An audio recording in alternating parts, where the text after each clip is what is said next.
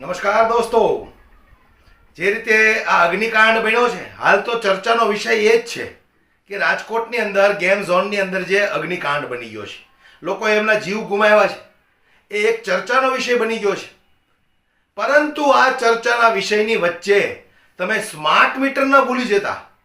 આ જે ઘટના બની છે ટીઆરબી ઝોનની, એ તો ખૂબ જ દુઃખદ છે, એ આપણે ભૂલી ન શકાય. પરંતુ મારે એટલું કહેવું છે દોસ્તો કે આ ઘટનાની વચ્ચે જે સ્માર્ટ મીટરની આ લોકો સ્કીમ લેવા છે જનતાને મૂર્ખ બનાવવા માટે, તમે એ ન ભૂલી જતા.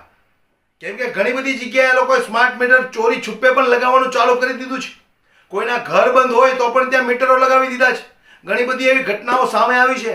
પણ અત્યારે મારી પાસે થોડો સમય ઓછો છે એટલે આપણે ઈશુદાન ગઢવીને સાંભળવા છે. આ જે કંઈ મીટરોની ઘટનાઓ સામે આવી છે, કેટલા લાઇટ્સ બિલ આવ્યા છે, એ તમામ ખુલાસાઓ માટે હું એક સરસ મજાનો એવો વિડીયો બનાવવાનો છું કે તંત્રની પણ પોલ ખોલીને રહીશ. પણ અત્યારે આમ આદમી પાર્ટીના નેતા ઈશુદાન ગઢવીએ જે રીતે આ સ્માર્ટ મીટરની જે સ્કીમ આવી છે લોકોને મૂર્ખ બનાવવા માટે, એ સ્કીમને લઈને આ સ્માર્ટ મીટરના જે અધિકારીઓ છે એમને ઈશુદાન ગઢવીએ શું ચીમકી આપી છે કે સુધરી જજો. આવનારા દિવસોમાં જો આ સ્માર્ટ મીટરની જે સ્કીમ તમે લાવ્યા છો એને વહેલી તકે તમે સમેટી નહીં લો તો આવનારા દિવસોમાં ઈશુદાન ગઢવી શું કરવા તૈયાર છે તમને અંદાજો પણ નહીં હોય.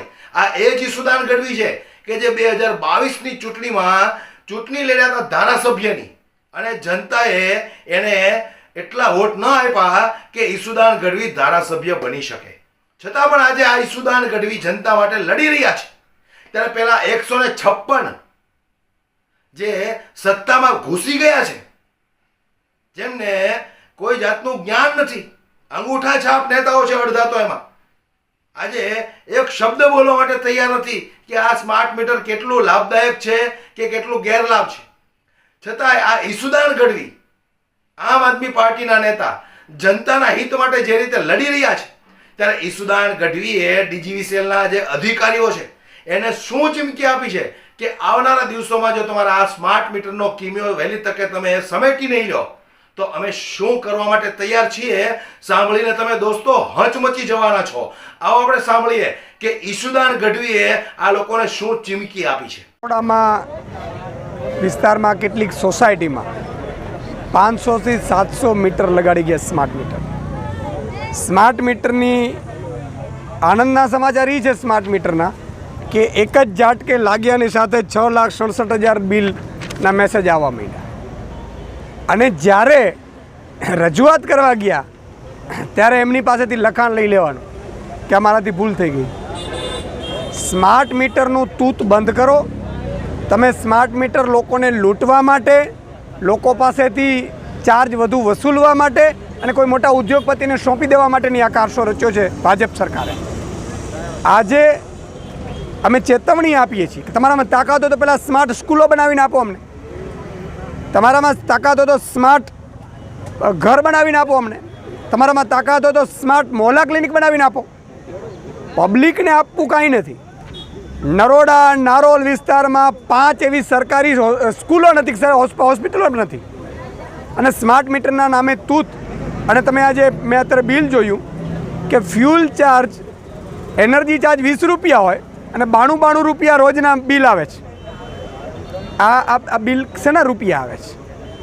શેનો કેટલો બધો ટેક્સ શેનો નાખો છો? એટલે આ સદંતર એક લૂંટ પ્રથા છે.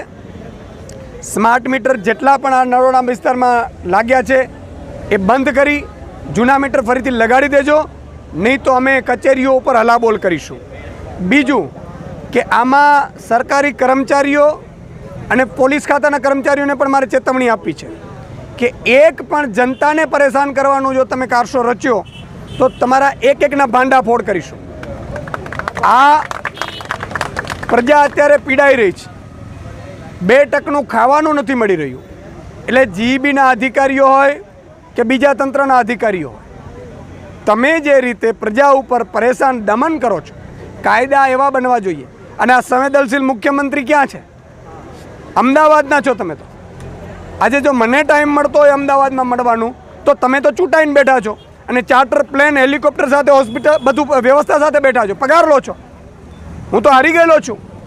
આ જનતાએ મને હરાવી દીધો છે, છતાંય અમે જો જનતાની વચ્ચે રહીએ છીએ તો તમે આ સ્માર્ટ મીટરમાં 10 દિવસની અંદર નિર્ણય લાવો, નહીં તો પછી અમે સાઇન કેમ્પેને ચાલુ કરીશું અને જેલ ભરો આંદોલન પણ ચાલુ કરીશું. જય હિન્દ, જય ભારત. તો હું કહેવા માંગુ છું દરેક જનતાને કે સ્માર્ટ મીટર જો એક વખત તમારા ઘરમાં ઘૂસી ગયું ને તો સમજી લેજો ખેલ ખતમ. જે લોકો તમને સારી સારી વાતો કરે, ડાય વાતો કરે, લોભામણી સ્કીમો આપે, ફલાણું ઢેકડું ખૂબ સારા છે, આ છે તે છે, તો કોઈ પણ વ્યક્તિ એની વાતોમાં ન આવશો. આ સ્માર્ટ મીટરનો વિરોધ થવો જ જોઈએ. જે રીતે ઈશુદાન ગઢવીએ વાત કરી કે સ્માર્ટ સ્કૂલો બનાવવાની વાત કરો, સ્માર્ટ સિટી બનાવવાની વાત કરો, સ્માર્ટ મોહલ્લા ક્લિનિક બનાવવાની વાત કરો, પણ આ અભણ અને અંગૂઠા છાપ સરકાર જનતાના ગળા કેમ કપાય, જનતાના ખિસ્સા કેમ કપાય, ફક્ત એમાં જ રસ છે આ લોકોને. બાકી જનતાને લાભ થાય એવી તો કોઈ વસ્તુ આ લોકો 10 વર્ષની અંદર ક્યારેય બનાવી નથી શક્યા. ગુજરાતની અંદર 30 વર્ષથી છે, છતાં હજુ ભજીયા તળે છે, એ કઈ સરકારી સ્કૂલ બનાવી નથી શક્યા.